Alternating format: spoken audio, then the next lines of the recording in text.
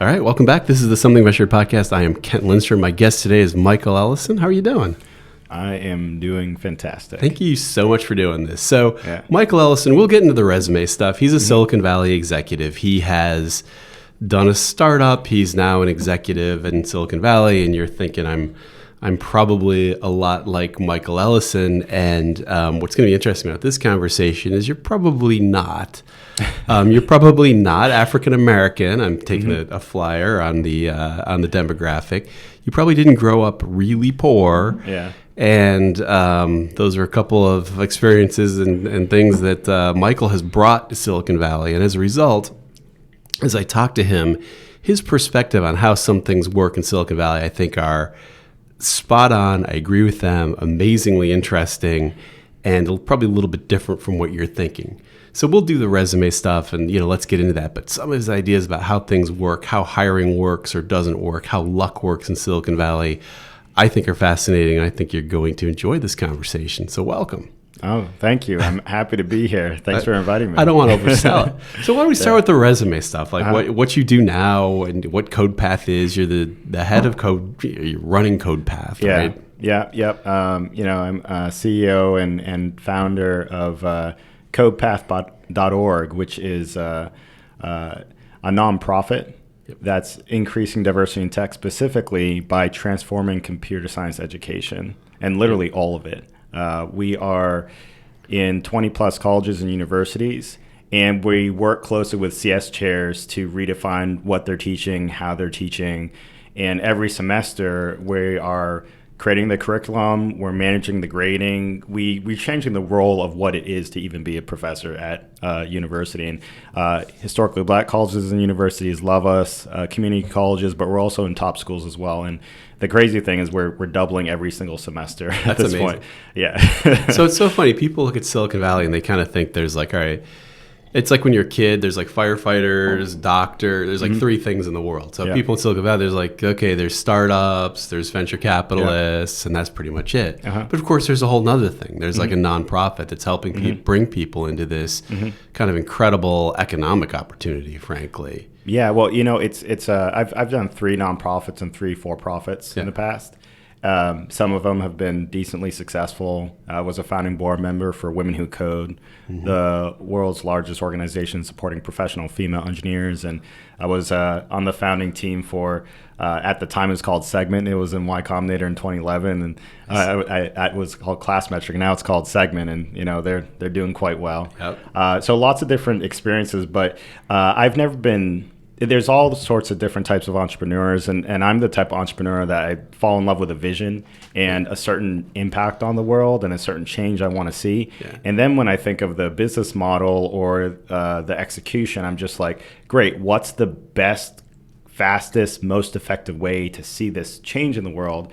Oftentimes, I think that is a tech startup, and I think a lot of people in Silicon Valley, like, they want everything to be, can I invest in this, and can it be venture back, and can I make money off of this? And but you can take that to an extreme, whereas you can't necessarily solve every problem effectively with that model. And so I'm open to either one, and for what Codepath is doing, being a nonprofit is something that allows us to do more faster, more effectively. And what is the thing that Codepath is addressing? You mentioned you worked with women in tech.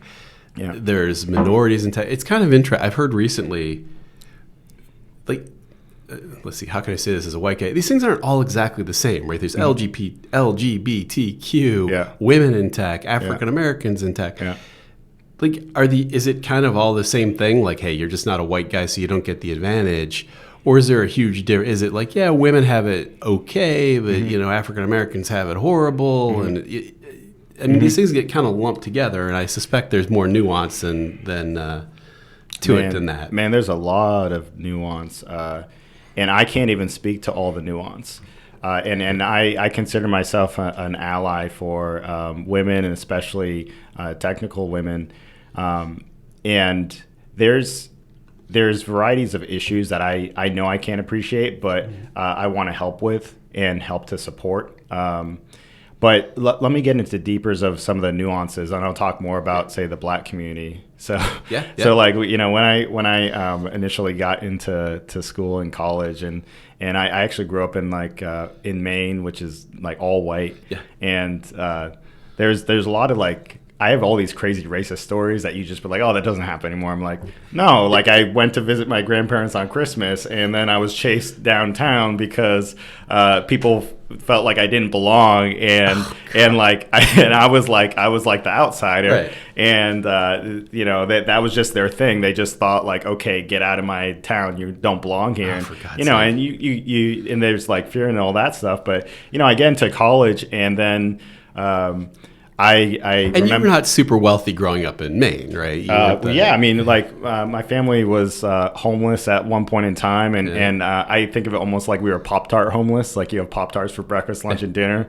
Sometimes like not even.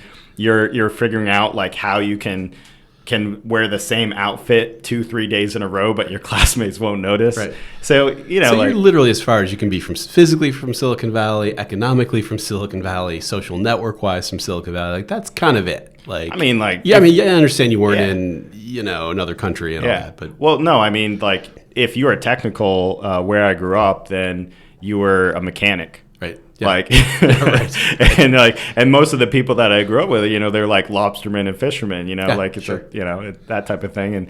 And it wasn't even, you would never even imagine or think of it. It doesn't exist. It's another reality for tech or engineering or entrepreneurship or anything else. Mm-hmm. And, you know, I get into school, and then and I go into the NAACP meeting. And I picked my school because Martin Luther King went there. I went to Boston University. That's amazing. And I picked there because they gave me the most money. Yeah. So okay. It's like, you know, how can I go to college? Like, okay. Right. But I thought I wasn't going to go into college because, you know, college is expensive. Apparently they give you scholarships, but I didn't know that back in the day. Right. So I'm in college, and so getting to the race thing, there's so many different layers, and I think from the outside looking in, you might be like, oh, I'm supporting Black people, supporting you know, different ethnic groups and so forth. But when I got there, it was like, hey, so we're all the same, and I'm like, hey, like we can relate, like, you know what it's like growing up poor, and then people be like, you know, my dad's an investment banker, and I'm like, oh. Okay. And at the school at the time, they wanted to help to make the experience better for integrating into college life. And so I was matched with a Hispanic student from the Bronx, and they're like, oh, you're both minorities. You guys are going to get along. Right. And I'll be like, and then he, you know, he's talking to me about how things happen in the Bronx. I'm talking to him about stuff happening in like rural Maine.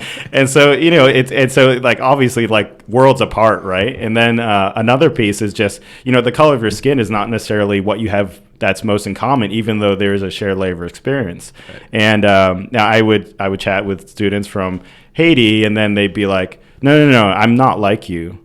Like they don't want to be African American. They want to be like Haitian, or they want to be you know, West Indian, or they want to be Nigerian, and so I didn't realize there was even racism between different races, or even, you know, you can pick any kind of group that's discriminated against or underrepresented or marginalized, and then there's these different layers that you don't understand. And there's a lot of stuff in Silicon Valley too, where, you know, behind closed doors it'll be like, oh yeah, that, like, I mean, on the man, one thing that really is weird, every single head of diversity inclusion, it has to be a Black male or female, and you know, like they're doing that from an optics standpoint. And then a lot of times, if you look at the upper echelon of kind of Silicon Valley, there's a lot of people from Nigeria or from wherever, and they don't actually relate to the African American experience. They don't relate to you know, slavery and Jim Crow and all this stuff. And my dad actually, his parents were killed by his dad was killed by Ku Klux Klan members when he was 12 years old, and he grew up like on a sharecropping farm. Like this isn't like, you know, forever ago. This is like, you know, chat with my dad about this stuff. And so it's like when people don't have like certain context, they'll just, they like kind of don't get it. And so we kind of think of diversity as, you know, there's gender, and then there's race, and there's so many other levels. But really what I feel like we need to spend more time thinking about is, what are the barriers to equity? And that's what I try to bring it back to. And then even within groups of women, there are different groups of women that are getting access and that aren't getting access. There's different ethnic minorities that are getting access or aren't getting access. There are shared barriers, I think, across. But then I bring it back to my experience, growing up in poverty, where it's like, man, I kind of got lucky. And when I talk with a poor white person from Tennessee, which I did a couple weeks ago at a conference, he was almost in tears talking to me. He was like, man, yeah, I feel like I got lucky too. And I'm like, okay, wow, great. Like, this is what we're going to work on. We got to build a system where you don't need to rely on luck in order to get to Silicon Valley and get to the highest levels of success. Yeah. And how did you come to Silicon Valley? I mean, was that the big step? Was it getting to end up going to college? Was that the piece, or was it like? So I think I definitely got lucky. I've been lucky a couple times. I've worked hard a bunch of times. I've messed up a bunch of times. Yeah. So maybe let me tell you about an opportunity that I messed up, and then I'll tell you about an opportunity that worked out. All right. So when I was early in college, and I was like, hey, I thought I was already successful. I didn't know what it was after college, so I was just like, people go to college, and I guess they already made it. They, right, whatever, something happens. That might be true at Stanford. Harvard, I don't know. Oh, yeah. They're literally like throwing you money when you're like a freshman, exactly, right? And so I actually ended up wanting to give back. I started my first nonprofit when I was 19 years old, trying to prevent kids at the highest risk from dropping out of high school. We literally walked into schools that were the most broken, the highest low income populations, the highest dropout rates, and we just said how we could help. That turned into a nonprofit organization. While we were trying to build that, we didn't know how. Me and my co-founder, this incredible, brilliant woman who graduated high school when she was 12, we didn't know any people that had money. Yeah. We didn't know how to get money. We didn't know the language or anything else. And we're like, wait, who has money? Goldman Sachs has money. We started cold calling Goldman Sachs. And cold calling Goldman Sachs led us to somehow get to somebody who thought we were someone else, who then invited us to a conference. And then we were pitching Goldman Sachs in order to try to figure out a way to connect with them.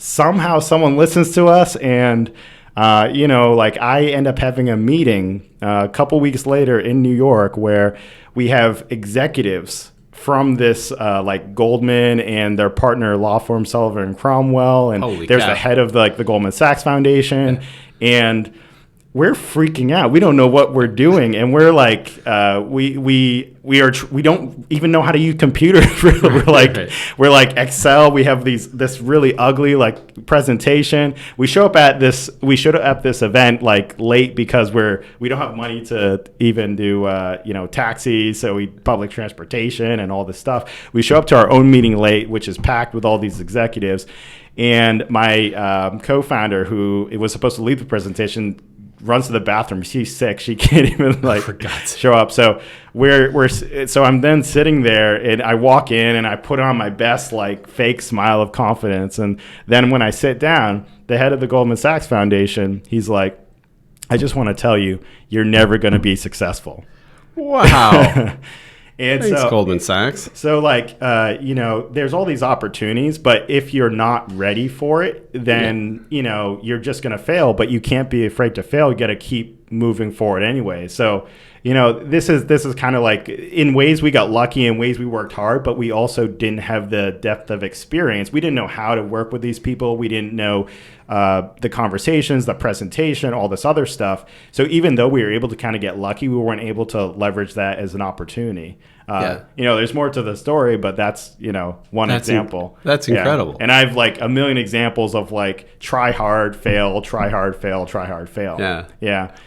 And then, I don't know what you want to know. No, you made the right connection. You figured out it was Goldman Sachs, but that didn't get you where you wanted to be. Yeah. And by the way, most people were not starting nonprofits when they were 19 either. That's I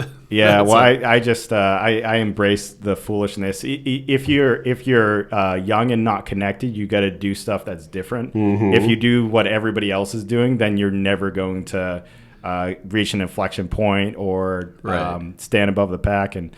And there was a point, I think, when I really there were other times I got lucky and failed and got lucky and failed. And I think there was another time I got lucky and things worked out, which was actually taking a bus. And that was kind of the cornerstone. And it was a Chinatown bus between Boston and New York.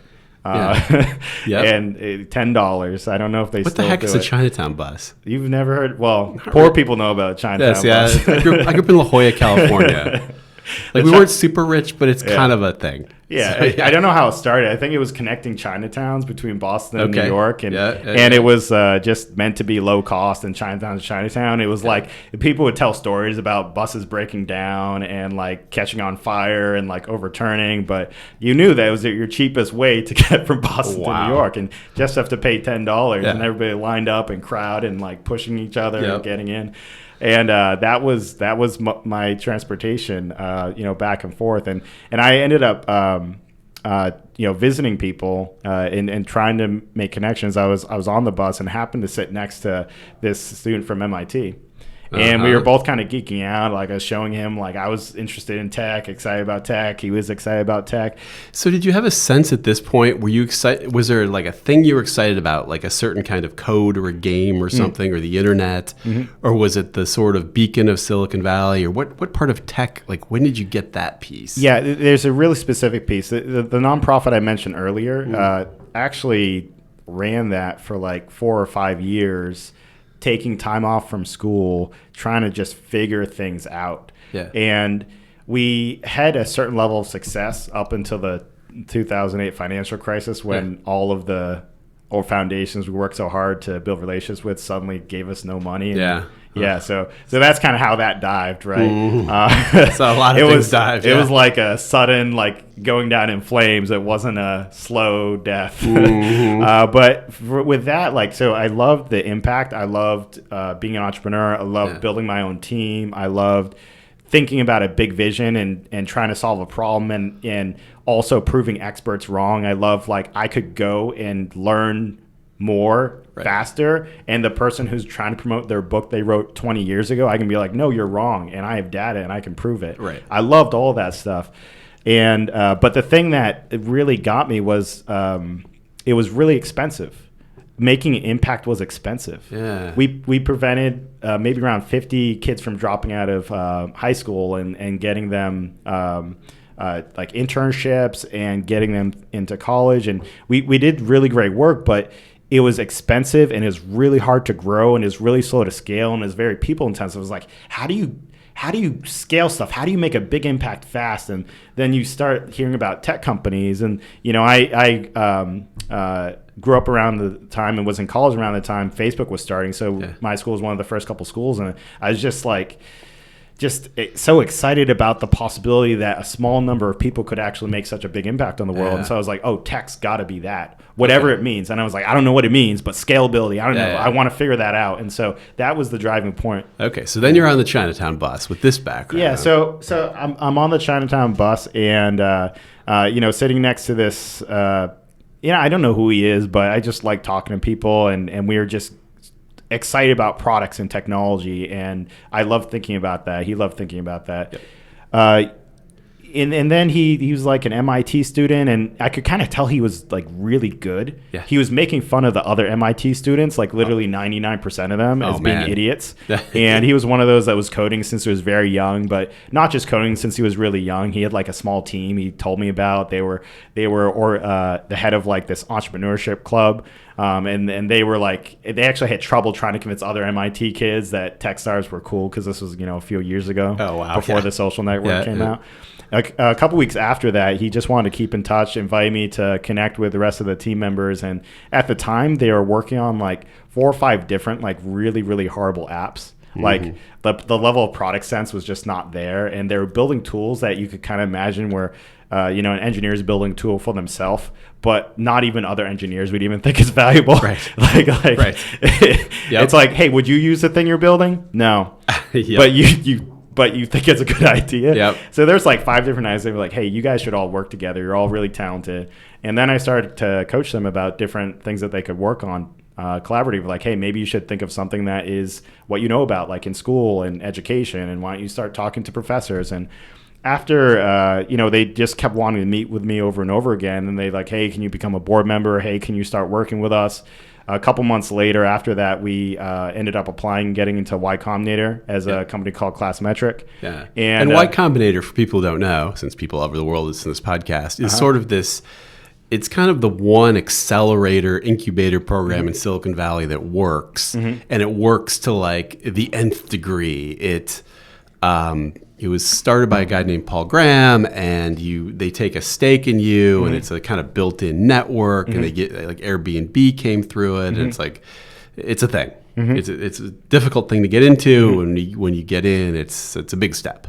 So and this was the getting into Y Combinator was cool, but it wasn't. The reason this was such a huge inflection point is because I had never before worked with really great engineers, people who were really fast and excellent at software development and love technology so much.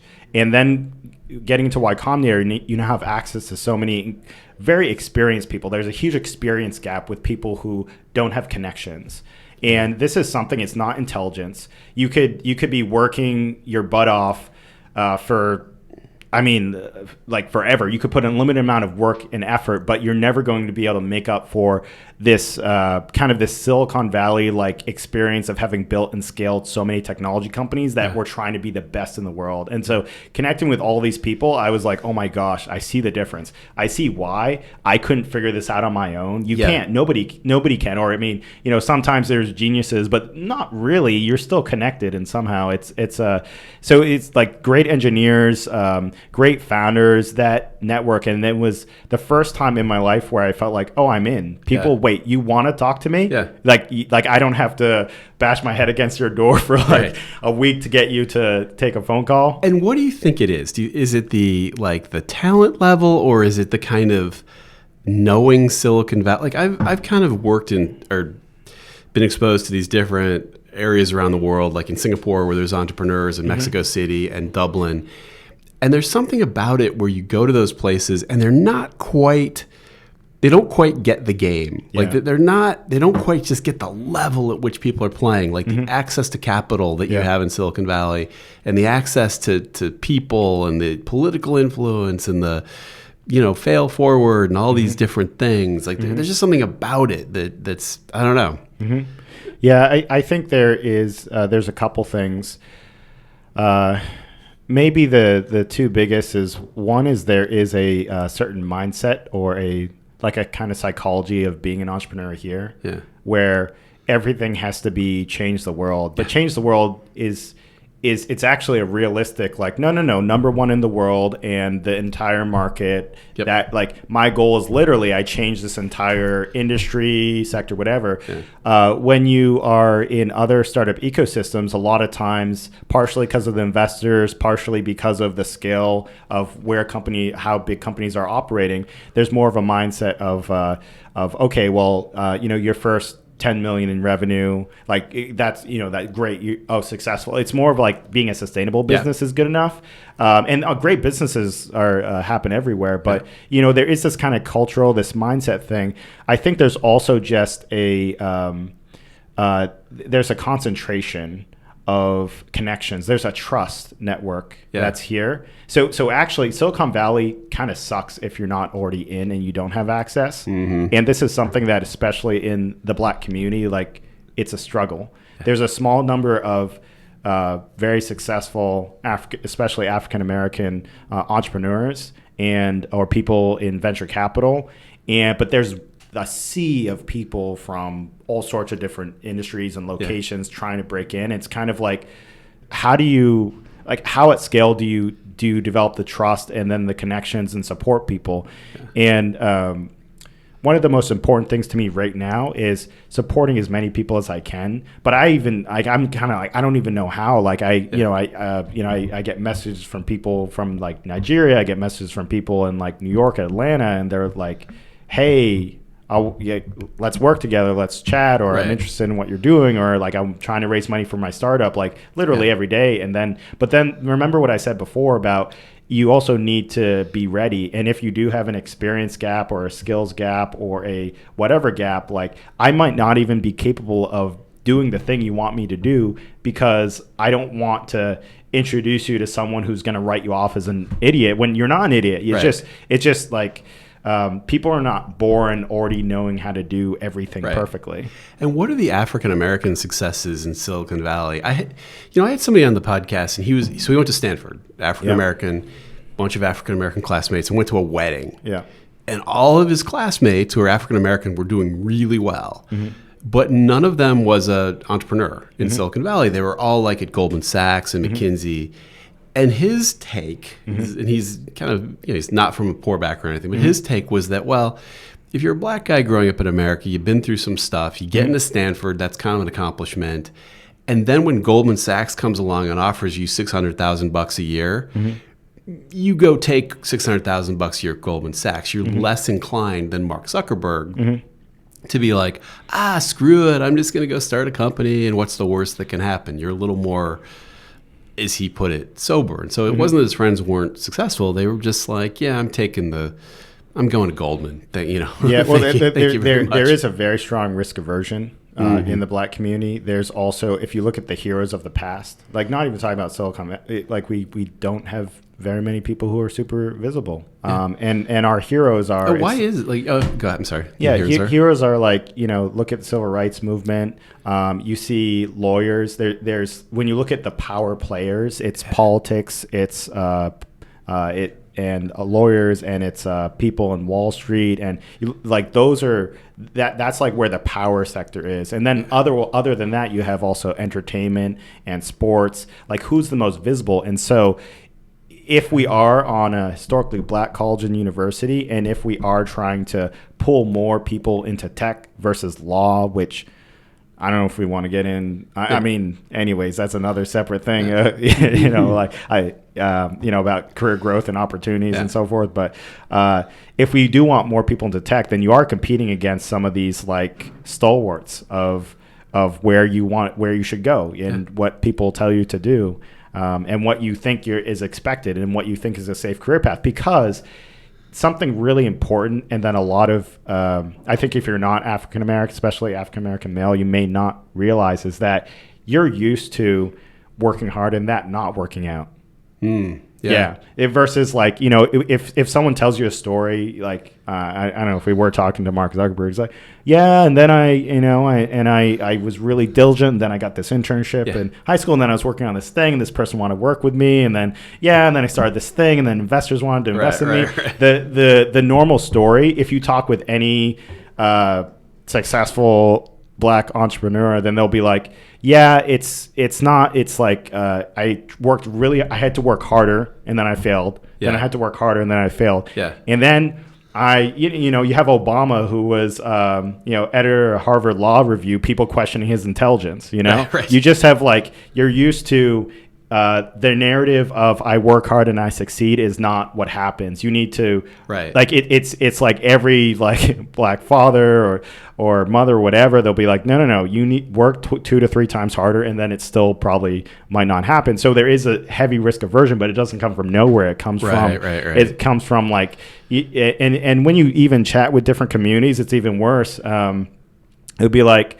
we me and my brothers, we'd be pulled over. Like I'm half black, half white. I'm a little bit fair, but we're pulled over by the police. Or you walk into a store and people are following you around, and you could be dressed in a suit. And so there's just all this stuff. There are these layers that impact psychology that you actually have to fight against. So it makes it's not the standard likely path that you're going to just believe working hard achieves the right outcomes. It can really make you disconnected from success. Well, there's definitely, if you're a white guy in Silicon Valley, since you're not exposed to that, you kind of look back and you're like, well, I did work hard.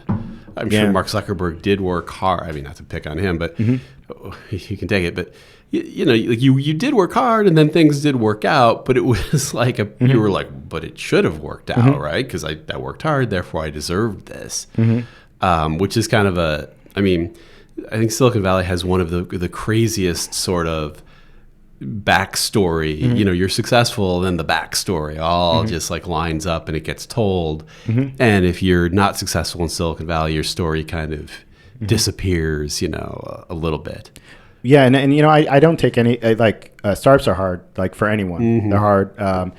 Technology, being at the bleeding edge, making something amazing, it's hard no matter what. Yeah. But the thing that I think my life is really focused on is there are people who are extraordinarily talented. Where our system, largely by design, or I'll say the highest correlation for you dropping out of a computer science program, you're looking at income. What's the highest correlation with like your when you dissect the data, you look at, okay, well, here's this African American community or Black community or underrepresented minorities. A lot of times we're not talking about income and poverty and that being like a reason why you're unlikely to succeed in Silicon Valley. We're talking about diversity. We aren't talking about what are the root causes and underlying reasons why we have people that are not prepared to or don't have access. Right. And there's a history of years and years of there not being access, and then you talk to a recruiter who's like, rejected everybody that I interviewed at these different HBCUs, and you're like, great, well, you understand that none of these students are coming from places where they've ever talked to an engineer, took computer science education. The professors on their campus, they know that there's gaps with the curriculum and what's being taught. I was chatting with, I'm not going to say a school or anything. I was chatting with a chair a couple days ago, and he's like, well, you're going to have to pay our professors to learn the new technologies. I'm like, I have to pay a teacher to want to learn what to teach. But there's these gaps all over the place that compound, and that I think it looks like it's invisible when you get to the first stage of the interview, and there's just like, oh, you're smart or not. And it's like, no. What about, you're not measuring their grit, their work ethic, their potential. And with the courses that we've been teaching, where you're literally just putting in like 100, 200 hours, and it's meant to be like sprints. It's meant to replicate a job environment, software engineering environment. The thing that correlates the most with the people who are then highest performers consistently, it's like their grit, it's their work ethic, it's their passion for technology. It's stuff that is least measured in a lot of the interviewing practices that we see across different companies. And this is where, if I'm chatting with, I love chatting with skeptics. I love chatting with like a VPE or a head of talent, and them to be like, I'm curious about the diversity stuff. I don't really want to lower the bar. And I'm like, no. You should see it as an opportunity to raise the bar if you're improving and fixing your false negative rate in the hiring process, because it's not perfect. They'll be like, I know it's not perfect. And that there's people you're hiring that kind of suck. And they're like, I know there's like a group, and I wish, we didn't even hire them in the first place. I'm like, great. Well, what if you could have more data that correlates more to the attributes that you see are the predictors? And so I'm like, okay, more data is the solution. And I wish there were more voices that I would hear publicly that are saying like there is an opportunity to collect more data, and also that supports a more diverse population, because talent's distributed all over the place. Right. If you're looking at your company and you don't see that, then you don't have the best people. Yeah. And it's as simple as that. Like it's pretty unlikely that it's going to be just a homogeneous, like everyone that went to the same school, came from the same geography, has the same skin tone. Yeah. Well, and you listen to some of these other podcasts where people are, they're venture capitalists, and the question is, how do you become a venture capitalist? And like half the time the answer is, well, I went to Harvard. Yeah. It's never like I was in the housing project in Chicago. I went to Harvard, and then my roommate's dad was somebody. The roommate story. Right? And I worked really hard. Yeah. They worked really hard and all that.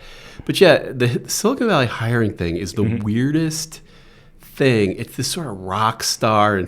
So you have a company like that's an amazing company. Let's just say that Uber is an amazing, like life-changing technology. It does not, here's your contrarian view, it does not actually follow that every human being who works at Uber needs to be a mathematical rock star who was head of his class at Harvard. You're trying to, the amazing thing is the company. The people that you want to hire need to do things. Like, for example, you need a piece of software that lets drivers record their hours. Does that take the smartest person on the planet? who went to Harvard, or does it take a guy who went to a state school who's like, I can do that. I'm really excited to do that. I'm not going to be ridiculous about doing that. I'm going to do it with a really good attitude and work really hard, and I can't solve your math puzzle. Yeah. It's just such a crazy concept. It's like, well, our company is amazing. Therefore, we need to get this like kind of elite, and that elite is defined in a very particular way.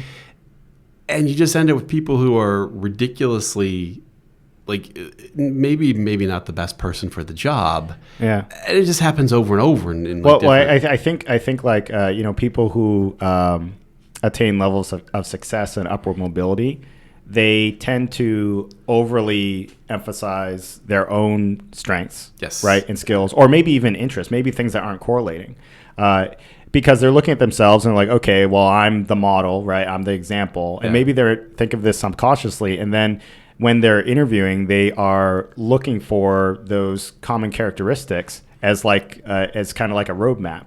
And previously at one point I had a CTO who was a math PhD, and he thought everybody needed to be able to solve advanced math algorithms and or be able to dissect like historical proofs, like famous proofs, in order to be able to qualify and pass his bar for an iOS developer position. And it just that doesn't really make sense, right? The screen that you should have should be as predictive as possible of the people who would be the best doing that. So what we tend to do is we kind of like, oh, I want someone who like sounds smart or like looks smart or like we're super hyper competitive. But you having the hardest hiring bar does not necessarily mean you have the best. It doesn't mean it correlates to the best. If you have someone who is the best Olympic pole vaulter in the world, then it's really hard to find someone that's going to beat them. Does that mean that they're the best person at like, building this application or project manager or whatever? So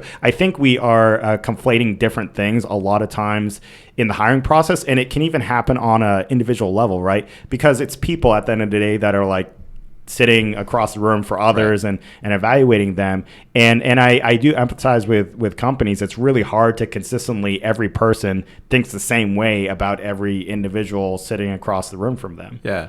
I also think there's a class of people in Silicon Valley, these different jobs are pretty valuable. I mean, if you get a job at Uber early on, when it's known that Uber is a thing, it doesn't really matter what you do. I mean, if you look at people and you say, look, if you weren't at Uber, if you weren't at Facebook, if their name's not Mark Zuckerberg or maybe Sheryl Sandberg, Facebook wouldn't have been a bit different if they'd never been born. But there's people who are really, their talent is getting those jobs, which is skills that are sort of like they're good at, if it's a smaller company, networking with the board of directors. They're relatively articulate. They're they're good salespeople.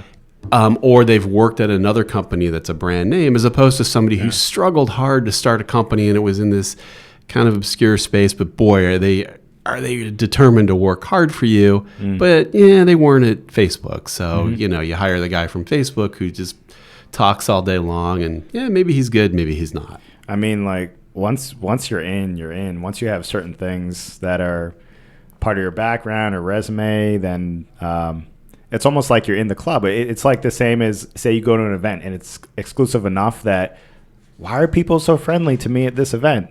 Or even one thing that, I pay more attention to is like how I'm dressed in certain situations. Because I used to be like, it doesn't care. Like, you don't want it to matter. You don't want it to matter how you're dressing, because you remember the days when you can't afford anything. But then you show up to places and, people treat you so different based on you picking this shirt versus another shirt. And this is also, I guess, another thing of like, oftentimes you'll see successful black men in Silicon Valley, like maybe overdressed. And they're doing that because they know the dangers of them not doing that. If you're like a white kid, you can get away with it. But well, I mean, even like, it's almost like it's kind of like a privilege to be able to wear a t-shirt or a hoodie and like walk around and people still give you respect. Like, so what about for African Americans, for example, the diversity programs? They're like, hey, we, at least companies are saying we got to fix this thing, and they get a person. It usually is a person of color. Man, honestly, most of the time I'm just kind of sad by I'm saddened by a lot of the programs, because it's a lot of companies do it at least initially as a response to almost being protective. Like we don't want this negative press. Oh, these other companies did it, and so we want to also say that this is something valuable. There's a PR contact. There's like it's almost like a risk situation.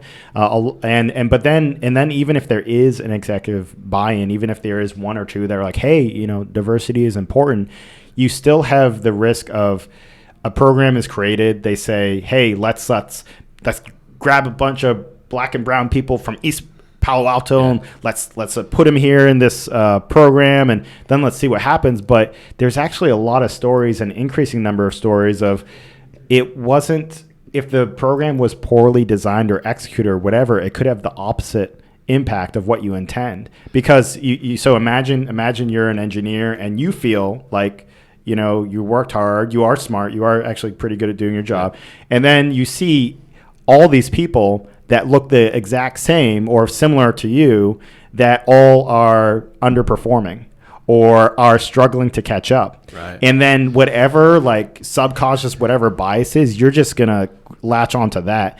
And so that is interesting. So like I see so many programs, and we actually get asked a lot. We get asked by companies all the time, can you take a look at our apprenticeship program? Can you design it? And we have a very methodical, evidence-based, data-based way of designing our curriculums and programs to have a consistent level of output and proficiency for engineers. So we know that there's a lot here. It's not easy to take a random population or whatever. Selecting them is not easy. Hiring is not easy, but selecting them is not easy, especially on less data. And then being consistently they're going to meet this like level of proficiency that they don't have when they're coming in. That's hard. That's really, really hard.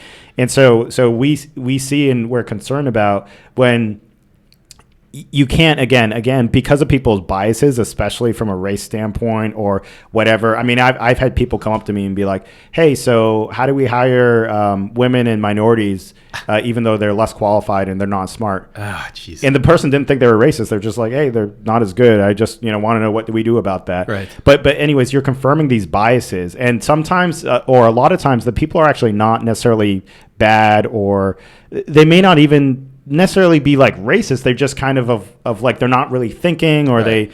I try to give people the benefit of the doubt as much as possible. Yeah.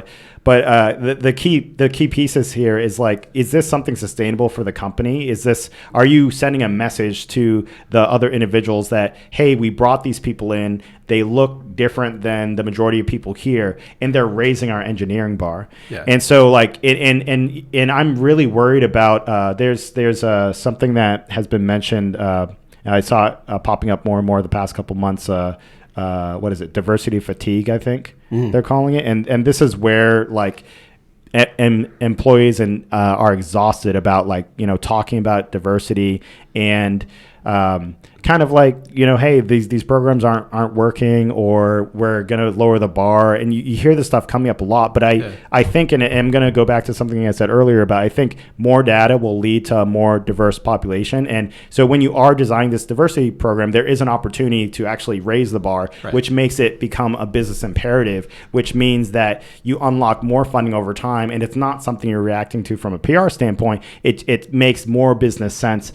not just like moral sense, which businesses at the end of the day want to turn a profit. I mean, it sounds like there's a couple there's a lot of things, but one of the things seems just to be the raw access. It's like you're not just looking for a black guy, you're looking for like the good black guy engineer, but he's just not connected to Silicon Valley. Like he doesn't live here, his roommate wasn't the guy who works at Uber or whatever. What's the access? So just the access, like assuming the guy is a good engineer, forget that you have to go, train and create more engineers. How does that happen? I actually maybe have an opposing point. I think access. I do think access is a problem, but I think it's a smaller part of the problem right now. Interesting. So you look at all the historically black colleges and universities in the United States, and we're graduating between 400 to 500 black CS majors. Yeah. So look at all the companies like Google, Microsoft, whatever. How many people they're hiring? Right. On a monthly basis. Yeah, like 1,000 a month. And then they're trying to move the needle based on such a small like if you take in addition to HBCUs, you're talking about like a couple thousand, graduates. And then you have like what you actually see is take a school like Morgan State, where you'll have around 10 of the or 10 seniors in the computer science program, and then you have 150 plus freshmen in the computer science program. You have a massive attrition rate. You have massive number of people from these communities that companies are trying to hire that are not even getting to the point where they could even be considered. But even once they get to junior or senior year, there's still gaps that are known, and the professors know, and the companies know, and they just say, yep, well, they didn't pass it. They may have been a month or a couple months or a half a year away from doing the work to then be able to pass the bar, but you've just reinforced a signal that they're not good enough. Right. So they're not even going to try to make it through. We did a boot camp. Netflix hired Codepath to run an Android course for experienced engineers, blind selection process. We had something like 1,000 plus engineers applying, and then it ended up being 50% female, roughly, and I think we had around 15-20% African American in particular. And they ended up hiring this black female woman, amazing engineer. She ran circles around the other individuals. Her background, not impressive. Her story was, I started doing CS in school, but it was my first time programming. I was sitting next to people who were experienced. I thought I was just too dumb to be an engineer, but she loved technology. Mm-hmm. She eventually found it later, ended up switching schools, going to a school on the East Coast, and then took the first job out of college at a no-name software engineering company. Mm-hmm. She was really good and always a super high performer, eventually found her way back to Silicon Valley. But if you were to look on her resume, there was nothing that you would say oh, wow, you're the best of the best. But she wasn't a little bit better. She was she was running circles around engineers that were, they're probably making 4x her salary, right? And so we see these examples and these stories, and you do talk about access, but I'm talking about what is the path? What is the path that doesn't rely on getting lucky with a mentor, a teacher, having a college roommate? Yeah. What's the path that exposes you to technology at the right time, that you're able to make up for the gap that you'll need to fill with competing with the kids that are over at MIT or whatever type of place? And so access is a part, but I think there's a bigger challenge of let's design journeys, let's design series of experiences that predictably and consistently lead more and more people to become proficient software engineers, or to participate in technology, or to become entrepreneurs. What about the gap in design courses, product courses? We don't have as a part of our education infrastructure these experiences that we know will lead to reliably producing more of the type of people that we need the most in this nation. Yeah.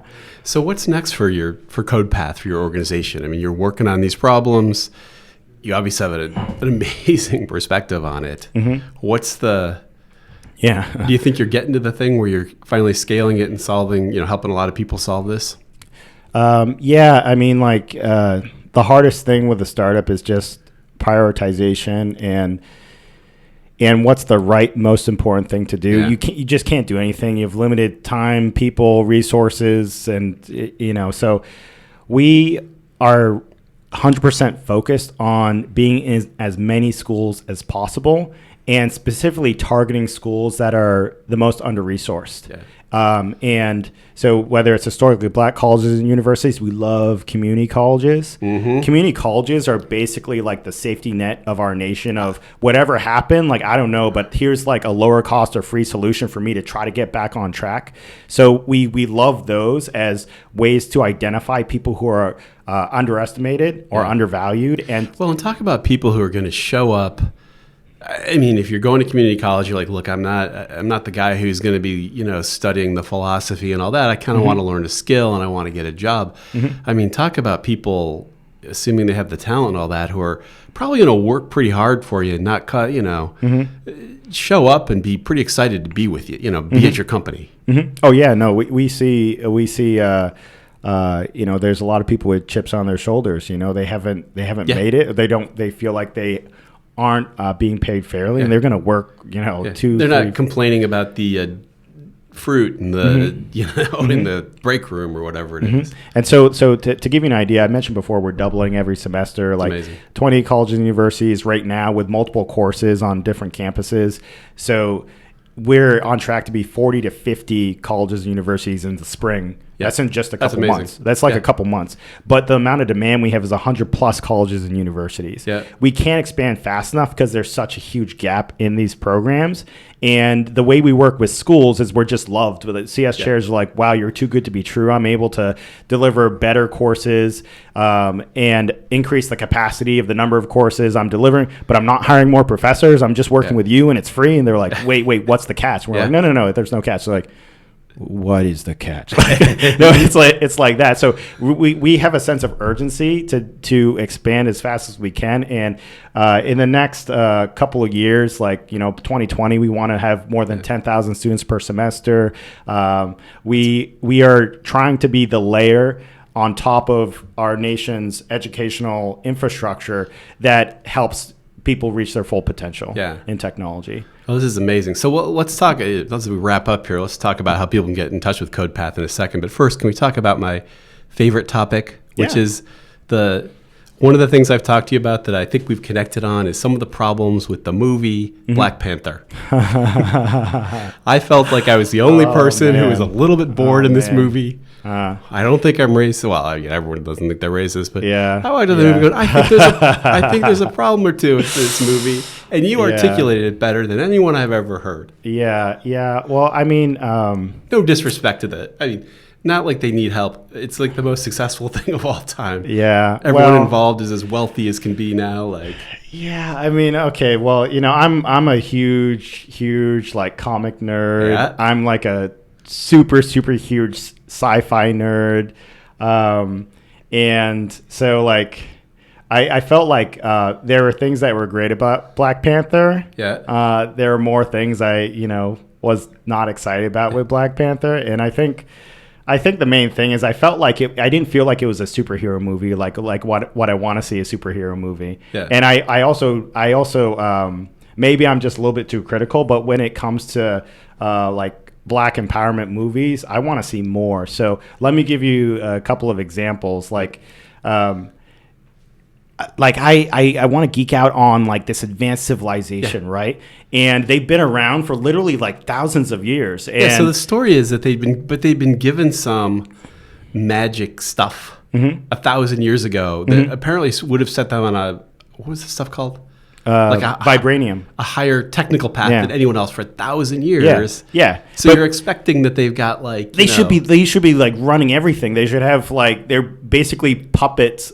They should have puppets in all the world governments and they should. And I kind of saw in the movie, I'm like, okay, well they're hanging out in some caves and they kind of have a more tribal way of organizing themselves. But I wanted to see culturally and then their impact on the world. I want to see that there is just this incredible something that you'd be proud of seeing, and I felt like it was very much missing, or even one of the big things I keep going back to is so their advanced technology is spears, right? Yeah, right. Yeah, and I'm like okay, so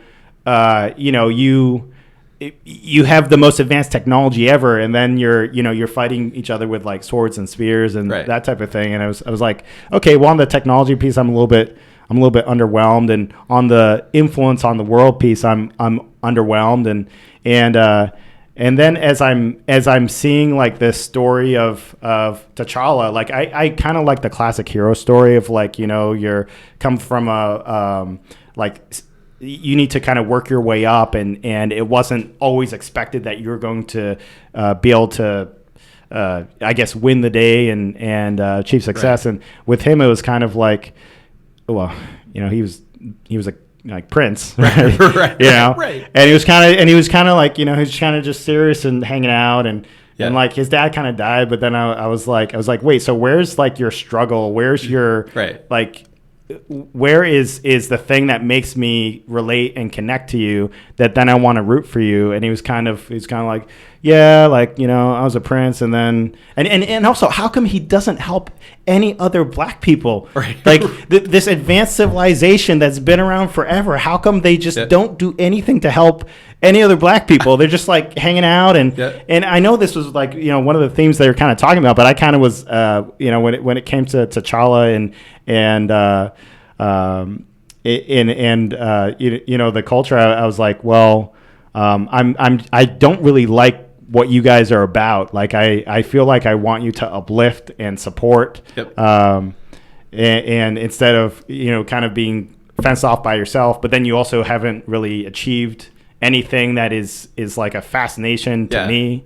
And you know, I kind of had issues with the fight scenes. I kind of want my superheroes to like be super awesome, you know? And then some guy who like found vibranium somehow, and then like had his like a gun arm, and like he was able to completely mess up T'Challa's day. You know, I'm talking about like the casino fight scene and all that, where you have all these like super advanced warriors, and I'm like, man, how are you gonna fight Thanos if you can't take out this dude that literally found like a piece of vibranium?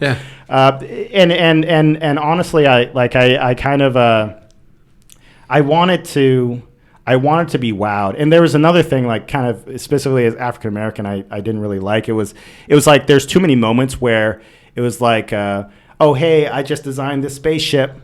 And it was almost like a moment where it's like, and it's awesome because I'm black. Like, and I'm like, no. Like, you're awesome because you're incredibly awesome. You don't need to pause. You don't need to have it be like, oh, did you notice like that it's because like I'm black or whatever. I'm like, no. It should even go without saying. It should be like, I want to see like maybe even like world governments like paying homage or whatnot. And I it was hard for me to get excited about a lot of the different elements. All right.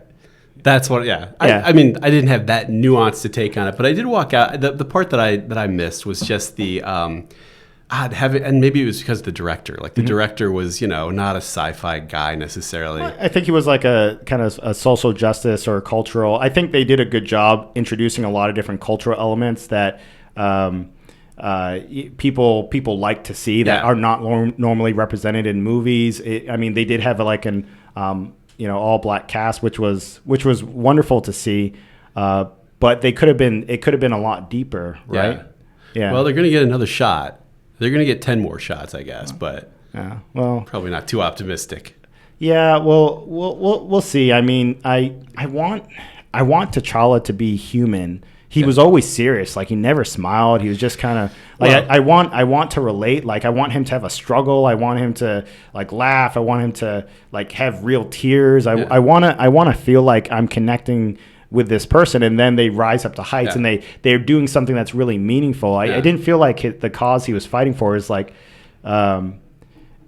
it was kind of just, you know, hey, I'm doing my thing. Well, there's also part of it too where I felt like they weren't flawed enough. Like, you know, you guys like Tony Stark, Iron Man, like they're flawed and they're hilarious and they're screw ups and all that. And these guys are a little perfect. I do like my comedy in the superhero movies. I want to see people like silly, or there's some like human, like you're human, right? Yeah. I want to feel like I want to be you. I want to feel like I know I'm flawed. Yeah. I want to feel like I can rise to the heights to become a superhero. Yeah. Like I can accomplish anything. And I want to see them like struggle but need to work hard and have determination. Yep. What was T'Challa's struggle? He was just kind of like born a king, and then I like have the plant juice, and then he got beat up every time he didn't have that. Like I was like, dude, like, do you ever work hard? Like give me something I want to aspire to. Don't just like, what's the story that we're telling you know, young people of like, well, if you're not born a king and then you don't have magical, like, what is it, plant juice, sucks to be you. Yeah, like, sucks to be you. Like, I'm like, no, like,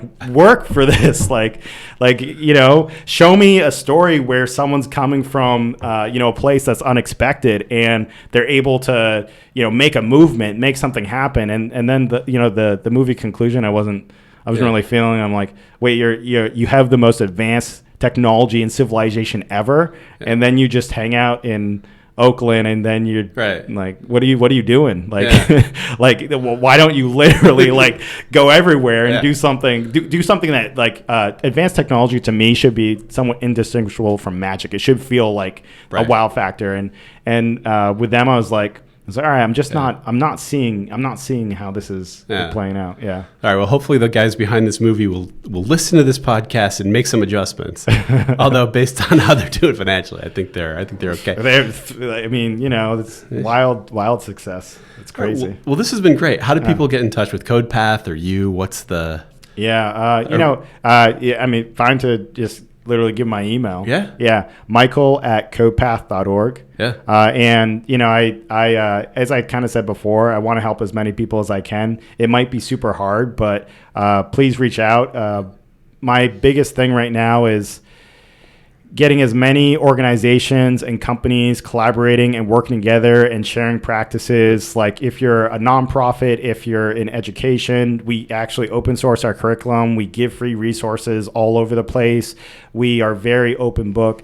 If you are a company, then let's work together and find ways that we can have instead of you looking maybe like quarter to quarter of if this person is good or not, like we can show you like years of someone's work experience and their trajectory and let you make a decision that you'll confidently say, oh, wow, this person's going to raise my engineering bar. So Michael@codepath.org. And I think that is, www.codepath.org is our website. All right. I love it. Yeah. Well, thank you so much for doing this. My business partner criticizes me for saying this, but thank you for listening. I will see you next time. I understand I can't see you. It's a podcast. But thanks a lot. This has been the Something Venture Podcast.